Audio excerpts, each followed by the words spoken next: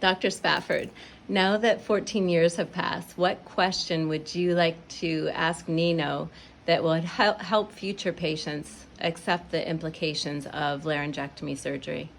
Yeah, I mean, this is really important. If, you have a patient, failed radiotherapy, the surgery carries with it risks and complications. That's scary enough, but the lifestyle changes, the modifications, I want to know from Nino, how do you get over that psychological hump of accepting the surgery and not thinking that your life is over? Well, I can tell you very clearly, very honestly. Once I knew I'm going to live, and I could see people living 20 years, 28 years.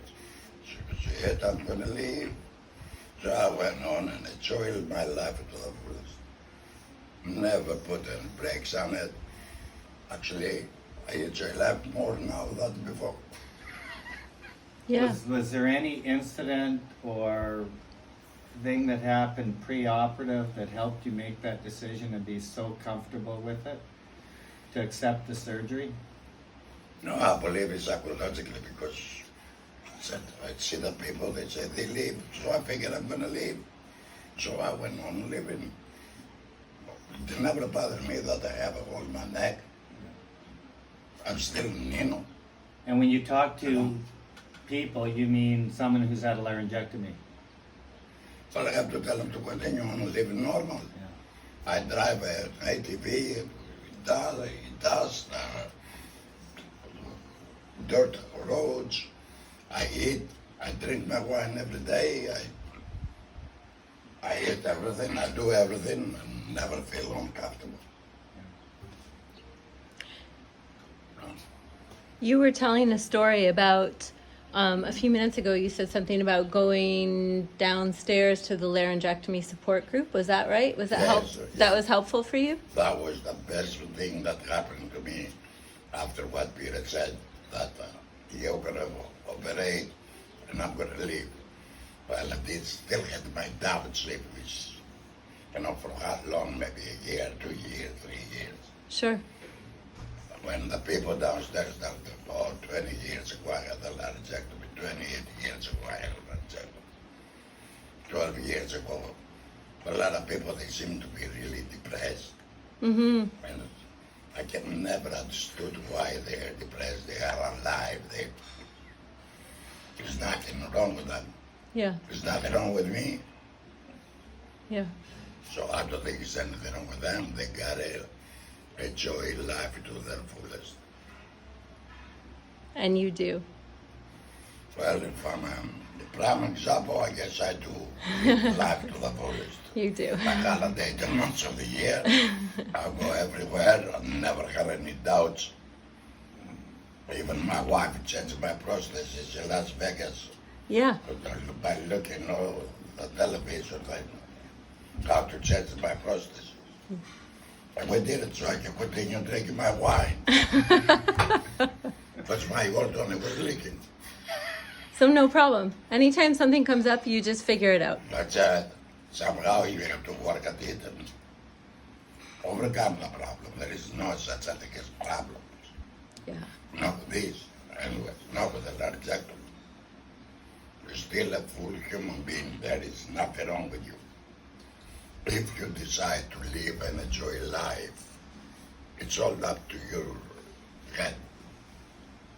And Nino, how much, I mean, I'm the surgeon and I can do the surgery, but how much support have you had from the speech and swallowing therapist from beginning to end?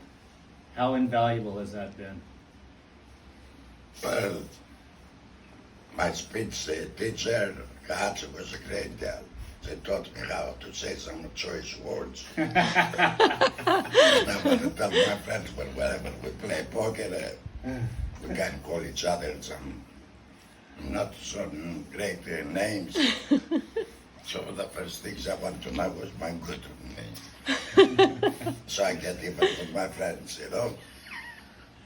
Did you ever have a moment when you were working with a therapist of thinking that you wouldn't be able to speak again? Or did it just feel like it was going to come? Or were there moments where it was challenging and you doubted whether or not? Well, it took a few tries. Yeah. Definitely take a few tries. Maybe she says that you're going to speak. Spafford said you're going to speak. I figured I'm going to speak. I just have to try. Well, eventually it came out. And that was a great feeling. I didn't have to write anymore. Oh, good. Or point. He still points a bit. Ask his wife. So, Dr. Spafford, we've heard a lot from Nino about the things that he can do, that he hasn't been limited in his enjoyment of life. But are there any absolutes? Are there any things that he can't do as a laryngectomy? You know, it's amazing to see Nino on the island. We're on the island of Santorini right now, which is Nino's birthplace. And when we do these laryngectomy surgeries, the main concern is swallowing, talking.